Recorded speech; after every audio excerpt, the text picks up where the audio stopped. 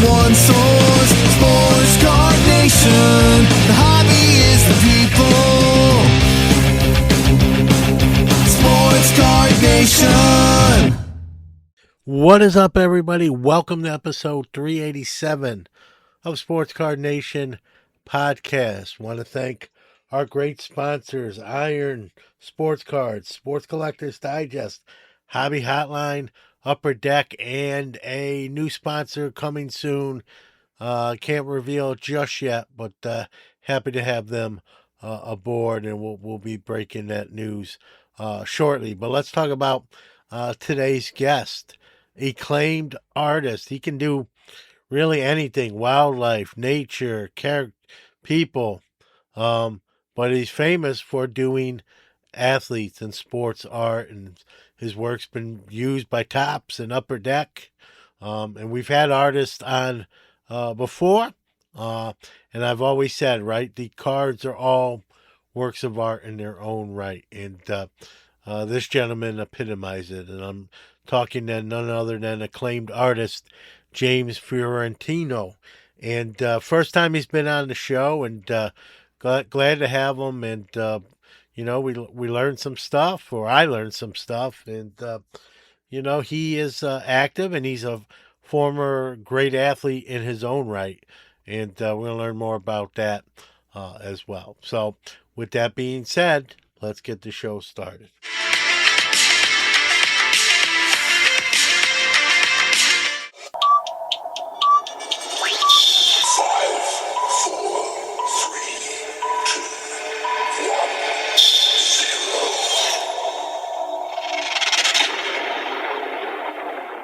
Happy to have my next guest on the Sports Card Nation guest line.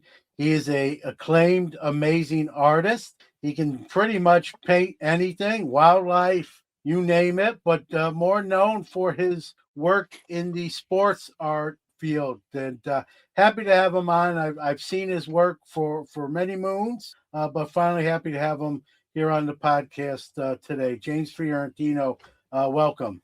Thanks for having me on, and I have to first say that may be the coolest intro I've ever seen coming on someone's podcast. And then it's all downhill after that, James. So that's cool. I appreciate that. And like I said, you're an acclaimed artist. Your work speaks for itself. It's amazing. It's funny. I've said this when I've had other artists on the podcast. My dad is a great artist. He does a lot of Disney stuff. My son is incredible, freehand. Like he can draw and paint the Beatles. It skipped me. I could barely draw a stick figure to save my life, even struggling like when I played Hangman as a kid. But I always have an affection for people who are talented, especially in the art field, knowing how bad I'm at it and how difficult it is to do. I know you collect cards and stuff. You grew up in New Jersey. I'll start off with this question. What came first for you, cards or painting as a young kid growing up in Jersey? Yeah, definitely painting. I mean, that was something, I was doing at a really young age. I mean, like 3, 4, 5 years old. So I was just drawing and coloring anything I could see and get my hands on. I think my first experience probably with cards was, probably in that 8-year-old range. I think by the time 8, 9 years old, I was starting to get excited by it. I remember, which is kind of ironic, where my father had a set for me. He had bought some years before I was born. It was the 82 top set. And that had been sitting in the house, prior to me collecting, which ironically had, Ripken's rookie in it, who I would eventually paint his 21-31 game and all that stuff. So always kind of funny how it ties into things like that. But I think by the time 84, 85 started to roll around, I was starting to get into cards and the Yankees and Mattingly. My mother's cousin owned a baseball card shop in New Jersey, so there were some family roots there with that's like early card stuff, really. But yeah, I've been collecting and have loved cards since I was a young kid. I always ask artists this, right? When we're kids, myself included, like I said, I can't draw myself, to save my life. But when you're young, right, you're in kindergarten, and you're drawing a picture probably with crayons, and to you, right, it's a masterpiece, right? Even though to probably an older person, it just looks like a bunch of different crayon colors on a page. When did you know, like even as a young kid, like, hey, like this is good, like I got something here, I've got a skill? Yeah. Well, I think, I knew I was better than, most kids around me, even at a young age. When I tell people kindergarten teachers, first grade, second grade teachers were keeping my artwork from class. So they were obviously noticing, oh, this kid's doing something I really haven't seen much before. And so, it was a God-given talent that I just loved to do and enjoyed and was wanting to do it every day and learn as much as I could and still do today. So I think, you start to see like, wow, holy cow, this is like better than some adults draw, when you're in third, fourth grade, fifth grade. Then obviously eventually I was, working on things that again I loved, which could have been comics, cartoons, toys back then. Obviously, then it got into sports and baseball. So at that young age, I was starting to, do a lot of, as detailed as I could. I think the big turn for me, which I've talked about a lot, is, I was lucky enough to have my mom take me to art lessons when I was 8. And, I started learning with adults and learning how to paint. And, that really helped. And, going to art shows when I was younger and even baseball card shows. I mean, I used to go to a lot of baseball card shows when I was younger when shows were first really starting to take off. And even then, there weren't a lot of artists there. And I'm talking when I was young. So I could have been like 14, 13, 14, 15 years old. So, yeah, it was definitely an early thing that was recognized at a young age by a lot of people. Did you know that, even though obviously you knew you had the talent, like you said, you were sort of years ahead of your time, and you could tell, like, hey, I have something here. Did you know then, like, hey, this is what I want to do as a career, or was it too young to really think that far ahead? Definitely not as a career. I still can't believe it today that I paint for a living. I think it's a very difficult thing. It's being a professional artist is the same as being a professional musician or actor or anything. I just did things and painted sports too because I loved it. I certainly didn't do it thinking I was going to make money in it. And of course, like for me, it's like you mentioned earlier. I paint family portraits to landscapes to wildlife for major um, organizations and galleries and obviously the sports stuff. But no, I wasn't really thinking that. I started to realize though by the time I was 14, 15 that I can make money with it, which was pretty crazy, when I met DiMaggio at 14 and had him sign a painting at a card show and, being involved with the National Baseball Hall of Fame at 15 years old and, being in the New Jersey area where a lot of people collected and enjoyed sports and sort of got it. It was even at those ages I was like, wow, okay, like this is actually really great. Still not even thinking I'd make a living at it. Late in high school was starting to do very well, was able to pay my way through college because of it. So there was a sense of, oh, this is possible. But again, I just did it for the love of it. Yeah, and again, I've seen a lot of what you've done. Just I can't say it enough. Just kudos to you on a credible work, and typically, like how long. I always ask this of an artist. Like every piece is different. Some maybe are more intricate than others. I mean, they're all intricate in their own right, but maybe one might be a little more detailed. And I know it's probably a hard question to answer. Like how many, when we see the finished product, right, and it's beautiful, and then I think sometimes we love it, but we don't realize how much, I'll say, like, the blood, sweat, and tears and time goes into a piece. On average, how much time does it take to finish an incredible piece? Yeah, I mean, it's complicated in the sense of like, it's watercolor, which is my medium, which is a very fast medium, but also probably the most challenging medium. And to anyone who doesn't know, you really can't make many mistakes. You can't go over it like acrylic or oils. A medium I fell in love with. I painted almost like acrylic or oils, very photorealistic. It depends. Like there are paintings that could take me 3, 4 days. There are paintings that could take me 2 weeks. It depends on how large they are, if it's a 22 by 30 or 30 by 40 versus a small painting versus painting on like a card size versus, several people in the painting. So it varies. I mean, I try to make it like a 9 to 5 job, with a mix of talking to people as well, painting throughout the day, and I'm painting almost every day of the week.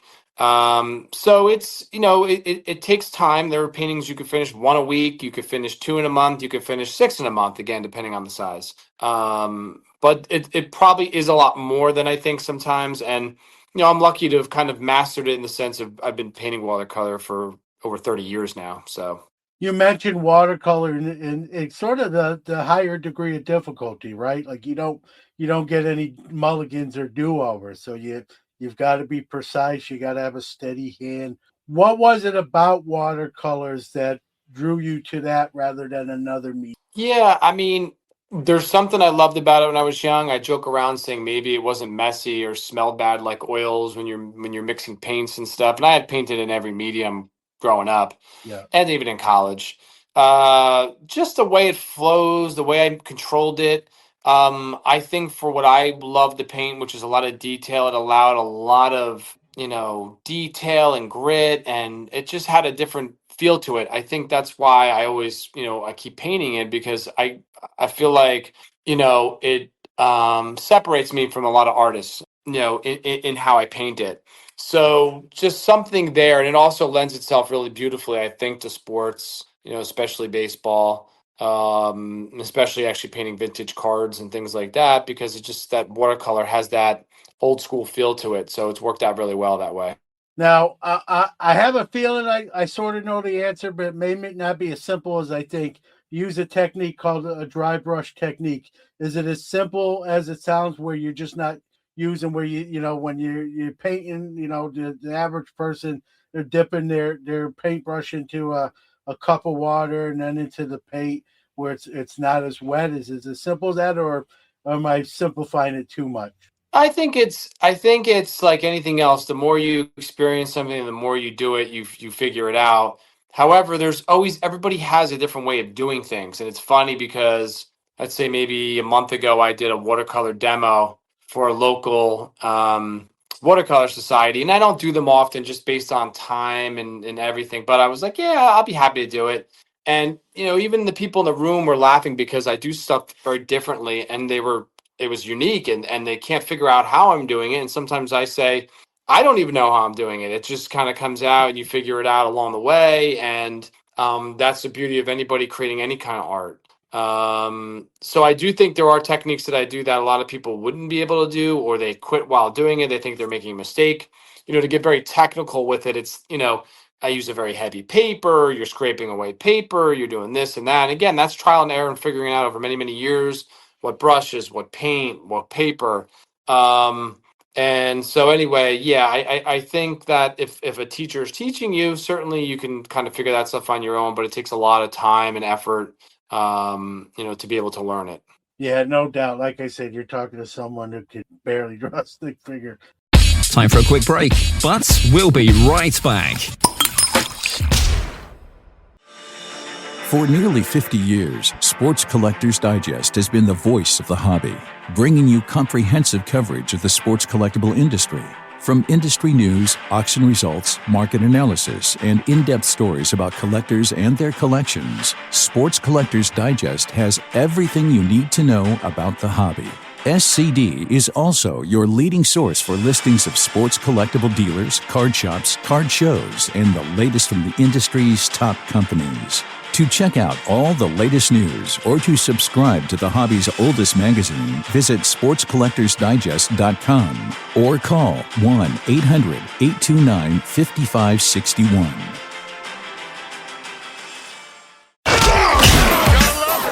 Sports Card Nation has returned.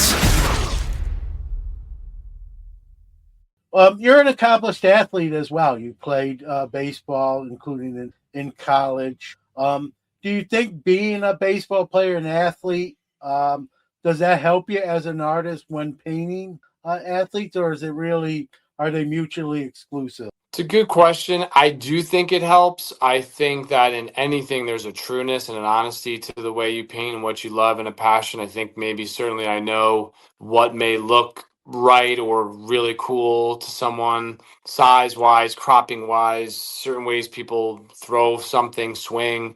So I do think because I have a passion and I really appreciated, I appreciate what these guys are doing today, and have a love for it, and playing it on a very low level in college, but still, I do think that adds to it. I think that if I went and painted something I don't know much about, could I do a good job? Sure, but it may not be the passion that maybe somebody who specializes in that would have.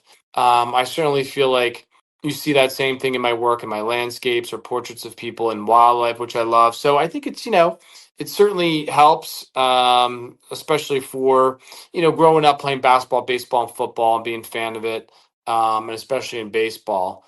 Yeah, I'm still as excited today to paint those things, and learning even more now about sports and different things through my kids. It's still exciting and helps, I think. Obviously, you're uber talented. I'm sure nothing gives you too much grief. But is there a sport Mhm. or a niche of painting that maybe gets you a little more white knuckle over another one, like football to baseball, or wildlife to sports, or is it not really? Is it all the same? It's just the subject is different. Yeah, not really. I think I always say, like, obviously, when you're doing a painting of a player or someone famous that you're presenting to, or even if they're not famous, even if it's just, regular people, anytime you're painting them, it's the hardest because, again, I say no one knows what the tree looks like, or an animal's face looks like. Trying to paint realistic or paint someone accurately is always the hardest. So that's still a challenge, I think, for me today at times. But I enjoy, again, painting everything. If I had my choice, I'd probably do a lot more landscapes, which are a lot of fun for me. Um, but not really. I think maybe from a sports standpoint, I've painted a lot of vintage cards, which I love doing, which is part of There's Only One collection. So like when I'm painting old Ruths and Joe Jacksons and Wagners, and painting some of those cards that are like a larger size, like the Ruth behind me, they're very challenging, I think. Very different way of kind of attacking the artwork and painting it like the card looks like. So that's a little bit different and fun for me. So you're always learning something new and trying to do something different. Are you like, is there a little extra pressure when maybe you're commissioned by an athlete to do a piece for them? Because obviously you take pride in what you do, whether it's something you're doing on your own or you're commissioned. I'm sure of that without even hearing you answer that. But is the ante get upped a little bit when like for sure that this athlete is actually, or a family of the is going to see the piece, and you want it to be in your mind like perfect? Yeah, definitely. I mean, especially if it's a bigger project. I mean, for example, I just finished painting the National Baseball Hall of Fame's yearbook cover again. I was honored to be able to do it last year, which was amazing. And, not only are you painting the cover that thousands of people get and see, but the players and the players' family. And then the original was hanging in the Hall of Fame. So you got a lot of people coming in to see it. So I think the painting, for example, I just did maybe a few weeks ago, you almost lock in a little more. I think it's like anything else. You're concentrating a little more. You're working on it a little more, and because you're trying to obviously put out the best work you can. So, and that's still exciting for me. So, again, 30 years later, even still working in this subject matter is exciting when I get to do something I feel like on that level for a lot of people to say. Yeah, definitely. I get that. Do you ever get, like, again, I'm not trying to compare my dad to what you do, but even as a kid, seeing my dad at his easel painting, like I said, I talked to you before we started, does a lot of Disney work. He's 88, still painting. But I remember even as a kid, he'd walk away. I could tell he was like a little flustered, frustrated. Like I got to take a break. Obviously, again, I'm not comparing skill levels to you to him or him to you. Do you ever get moments like that? Like, hey, I've painted enough today. I gotta get up Yeah. and take a break. You hit that sort of wall. Yeah, definitely. I mean, especially when you're painting detail. I paint, on a desk that's got a little angle to it, and you're kind of hunched over, so you got to walk around, stretch, come back to it. The more you come back to look at things is really good. Sometimes, sharing it with my family to take a look at it. But yeah, it's again, an artist. It's a real blessing and a beautiful thing to be able to do for a living and do it every day. But just like anything else or any kind of work, you got to step away, come back, step away. Sometimes you make mistakes, you fix them. You try to pick things that are challenging, but also that you could do a good job on. But yeah, definitely. Yeah, you've already mentioned most know your work, like your stuff is in Cooperstown. I mean that in itself is just incredible. You can tell, hey, I'm in the Hall of Fame too.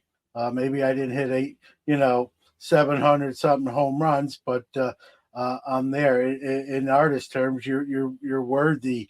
Do you remember like the first time that happened and that feeling? Can you go like just kind of recant the first time, and is it comparable to almost being inducted? Like, hey, people are going to go through the hall, and it's like you said, the cover of the mag, like lots of people are going to, thousands, if not hundreds of thousands, are going to see my work on a daily basis. Like just that feeling, Yeah. the first time. It's probably old hat now, but when it first happened. Well, it's almost like a way that they're inducting you. As an artist, there's writers that go in, sports commentators and journalists. So, as an artist, there's a lot of tremendous baseball artists out there who are doing such great things for the game and in the past. So it's another way of promoting it and the passion for people and collectors and the love of the game. I remember, getting a phone call. I think I was about 14, 15, because it was in when I was 15. But, to have my Reggie Jackson painting hang, it was surreal. It was surreal to be there because it was in the induction case. And, just hundreds of people coming in front of me in the time I was there taking pictures of it. And so that was the first time I couldn't believe that many people would, have my painting in their house, like in their photos. And, in all honesty, even last year doing the yearbook cover for the first time, I had done like an induction program once, but doing the yearbook cover was such an extreme honor. And I think the biggest thing for me now was a couple things. I think there's a lot of people that know my work for the last 30 years and have known the trading cards I've done and all the things I've done. And there's people meeting me for the first time seeing it. I think the coolest thing last year and will happen this year is that my son who's 16 came with me, for the induction and the night before, and we had some time to spend in the Hall of Fame at night on Saturday night with the players, and to have that with my son and to see the original hanging in the induction room last year and players are in there. That is the most amazing thing. It doesn't get any better than that. And this year, which I'm very excited about, is my 12-year-old will play baseball there in Cooperstown for the week with his team. And so for him to be there with his team, to have his dad's painting be in there, and that's the big thrill for me now, in all honesty. And like I said, that's a different feeling, but just as amazing as it was when I was a kid at 15. Yeah, to share that with your kids, and here you are at 15, your work is there. I mean, just that's got to be incredible to think, and here and it's, what I mean, you can't change that. Like, it's like being inducted. They can't really take you out. And you mentioned your kids. Did for me, I didn't get my dad's artist. How about your kids from you? They didn't. I mean, they're pretty good artists in that. I always say that I think they're better than average. And actually, if they wanted to do more of it, they'd be pretty good. But they don't have the passion like I do, and did when I was young. But I think they have it in other aspects of their life, which is pretty cool. So I think my 12-year-old, who's very good at music and loves to play the guitar, I think it's in that way for him. And I think my older son, it's in writing and his ability to write and write with empathy and detail and just like, his thought process. So I think they certainly have that side of their brain going, just not, drawing wise.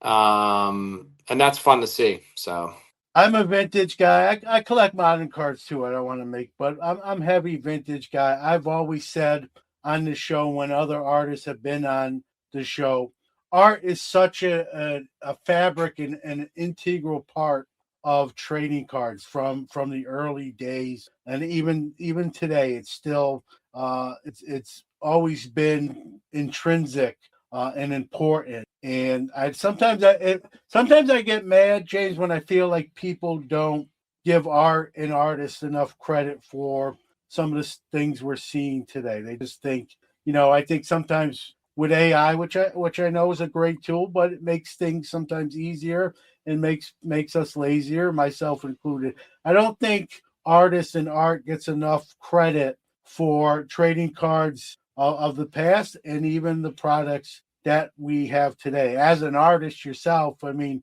do you agree? What's your take on when you hear that? Yeah, I agree totally. Obviously, and to me, that's what, I've had a passion for vintage cards and old time players since I was a kid. I was really interested in that, and I collect. I mean, like those old painted cards from the 50s, even going back later. But I love the 53 set. I talk about the 53 set all the time. My cousin had it. Jerry Dvorak, one of the original artists for that set, was a mentor to me growing up. I just can't get enough of those cards. I'm so happy that a lot of the modern cards, a lot of these companies have been using artists now over the years. I would argue that there's nothing better than pulling a one-of-one art card by someone who's very talented and well-known artist than an autograph card. You're talking about a one-of-one original painting, and I do see some of them getting their due on the secondary market from a lot of these guys. I know some of these talented artists who are friends of mine, and so I love the fact that that's happening. I think art's on the rise. I think it's being collected more. I think people are understanding it more, certainly in the sports world as well. It's been that way for me now for the last 4 or 5 years where things have been huge. I've been blessed and lucky enough to paint for card companies for many years. Not as many recently. Hopefully I'll be doing some more maybe for next year. But going back to my cards in 99 with Topps and the Upper Deck cards, and even like this year, I was posting the 25th anniversary of my cards for Upper Deck in 2001. People still contact me over those cards and how excited they are by them and just finding them for the first time. And so there's just something so unique and special about art and art being in the packs and knowing the artists and their life and what they've done and accomplished. It goes back to me to, when I was a kid, though, from Dick Perez and Vernon Wells and guys like that. Of course, I was the most excited about those cards I would get in the packs. And then obviously, like you mentioned, going back to vintage times of it's amazing to think about those guys, painting back then for those cards in the 50s. And so, yes, I do agree with you. I think it's amazing. I love to see more of it. I think Topps has done a great job with bringing a lot of artwork back into everything over the last, 5-6 years or more. So I'm excited that I got on it pretty early, back in 99. So yeah, I'm hoping to do a lot more, which would be a lot of fun. There's nothing cooler too than having packs of your cards in packs that your kids can open. So hopefully, I'd love to do like my own set, something really special and unique like that. So Always appreciate having some of these sports and sports card artists on. We've had double digits of them, and I'm not gonna lie, I'm probably a little jealous of their talent, the way they can paint and draw and put that together and look so awesome. And it's really cool. I wish I had that skill. And James Fiorentino is at the top of that list. So it was a real joy talking to him on this episode. And the good news is this was part 1 as we do these 2-part interview series. So part 2 will continue next week as well. So more with James Fiorentino next Friday or next episode, if you will. So thanks to him, and we'll be talking more with him on the next episode. So with that being said, we're going to hear from our Hobbies of the People announcer of the week and some closing thoughts and wrap up this week's episode. Time for our Hobby is the People announcer of the week. Hello, rookie card collectors. Victor, the rookie card specialist on YouTube, reminding you that the hobby is the people. If you'd like to be the Hobby is the People announcer of the week, do a WAV or MP3 file and send it to sportscardnationpc@gmail.com. Say goodnight, Kane.